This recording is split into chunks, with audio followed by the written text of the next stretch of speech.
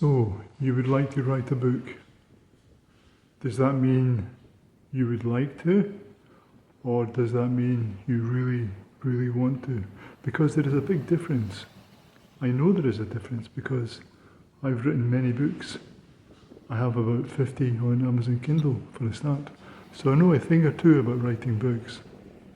I know it takes a lot of dedication.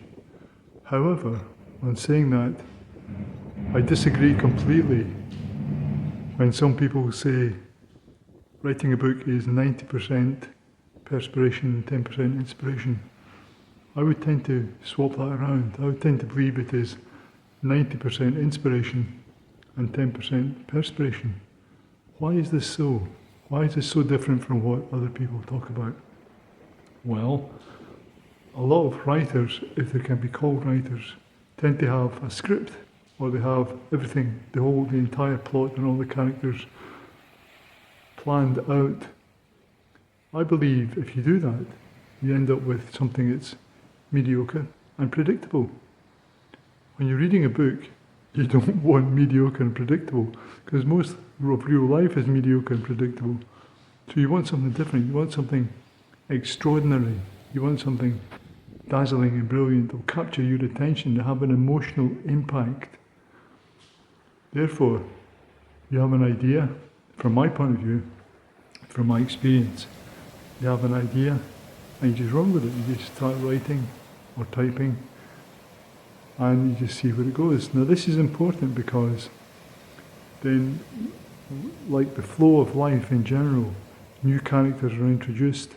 You have no idea what these people are like. They're real people almost. You can feel what they're feeling, you can hear what they're saying, you can experience their lives because they're not predictable, because they have their own uniqueness, and this adds to the dynamism of the story, because this then creates new movement within the story and new unexpected twists. For example, in one of my books, I introduced the character of an American president who was heavily medicated, and because of his heavily medicated, he had strange behaviours and perceptions.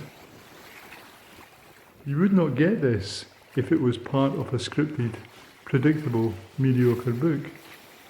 Characters come alive, and it's your job as a writer to make them come alive and to make them experience, because this is what people will notice. They will notice the uniqueness, they will notice the unpredictability, and at times the random things that happen, because this is what happens in real life.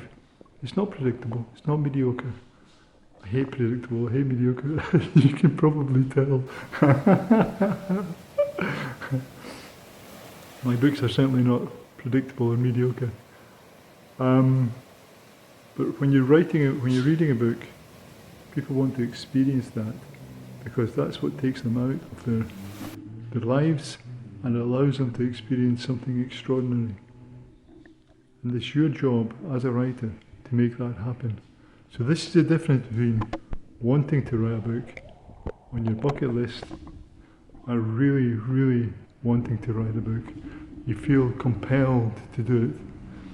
Now, as I said, I've written many, many books, and at times it is a curse because you just can't stop writing, because you become addicted almost to the ebb and flow of life within you, within the manuscript, within this blossoming story that's at your fingertips.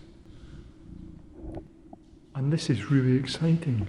This is the real thrill of writing, is that you're touching these people's lives. It's almost as if you're touching a new dimension of all this activity, and you're tapping into it, and you're writing what you see, you're writing what you feel. How can this ever be scripted? How can this ever be predictable or planned? It just cannot.